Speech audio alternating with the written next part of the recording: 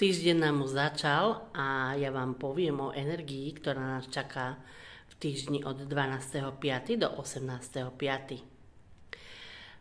Tento týždeň začal s plnom mesiaca v znamení Škorpióna a to nie je práve ideálne.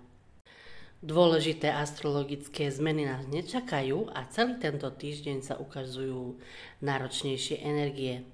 Stále je planéta Merkur pod náročnými aspektmi, preto komunikácia môže byť viac nekvalitná. Môžu vznikať častejšie nedorozumenia a znova nás čakajú informácie, ktoré nás nepotešia. Na cestách to bude viac ako komplikované. Prevládať môže netrpezlivosť a neschopnosť sa ovládnuť. V nedeľu 18.5. to vyzerá na najnáročnejší deň celého týždňa. Určité riešenie ponúka konjunkcia Slnka a Uránu.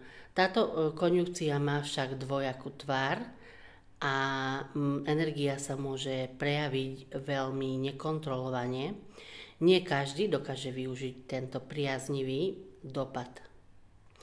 O každom dni nájdete viac na stránke Patreonu Astrologia Meitnerová.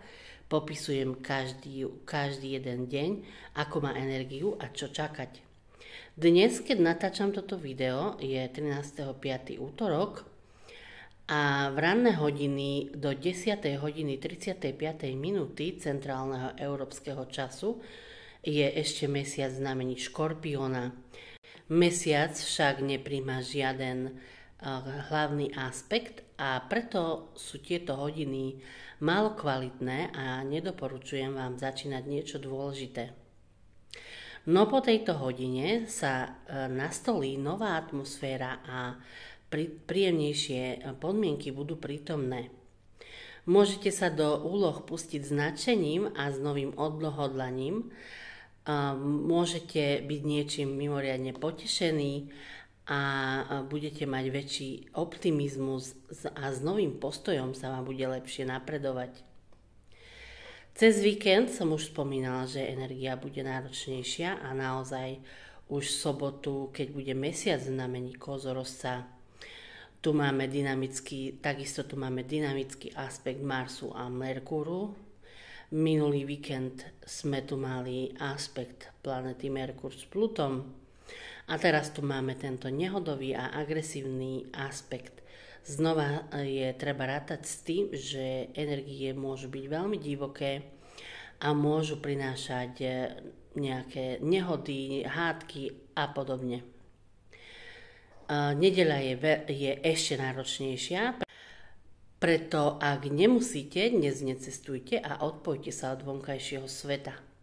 Osobná sloboda bude dôležitá a preto sa venujte skôr vlastným koničkom alebo tomu, čo máte radi.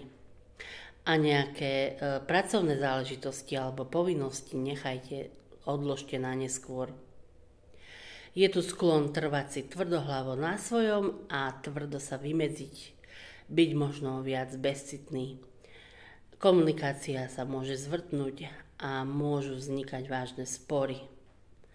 Takže energia tohto týždňa je stále dosť komplikovaná, ale môžem vám sľúbiť, že budúci týždeň už to bude oveľa lepšie.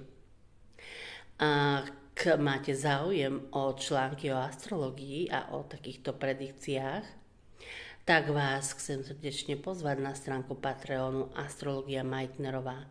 Nájdete tam skvelé informácie a budete sa vedieť lepšie pripraviť na nasledujúce obdobie.